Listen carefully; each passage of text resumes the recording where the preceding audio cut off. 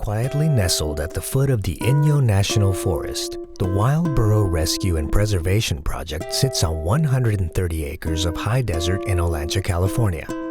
The sanctuary, home to over 200 wild burros and mules, was founded by Diana Chontos and serves to rescue wild burros that have been displaced by the brutal actions of the Bureau of Land Management, the federal agency responsible for managing the remaining wild horses and burros in the western states. Well, I founded the Wild Burro Rescue in 1991 to offer the government a live capture sanctuary rescue solution to their shooting policy, which they call direct reduction.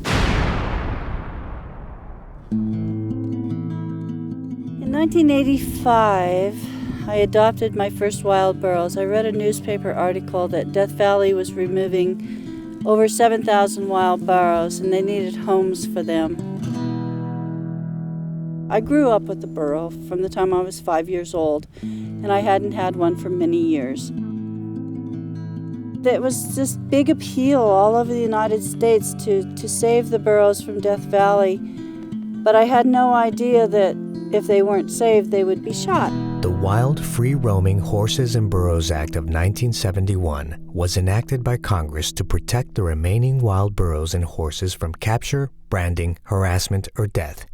The agency left in charge of achieving these goals, the Bureau of Land Management. Everybody pretty much knows there's still a few horses or wild horses, but people don't even know about the burros, and they don't understand how much their history is involved with our history. Burros were first introduced to the Western Hemisphere in 1495 by Christopher Columbus and were used by the Spanish conquistadors to explore the New World. By the time America gained its independence from England, burros were an integral part of American life, and their popularity peaked in the mid-1800s during the gold rush of the West.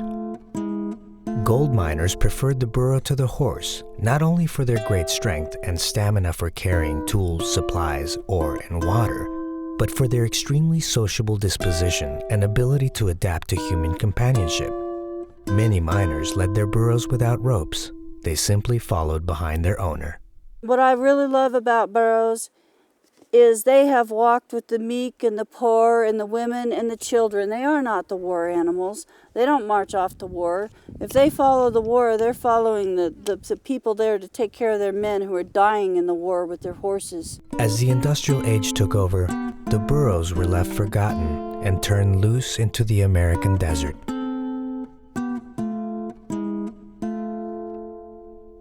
And when you look at the history of humans still in third world countries, the burros are there with the women and children. They're hauling the firewood, they're hauling the water, and they're taking the produce to market. They're carrying the babies.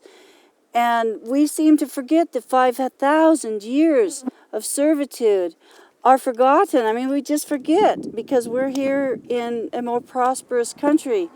But these animals are still here, and if the prosperity of our country someday down in future lines is no longer what it is, they will still be here for us.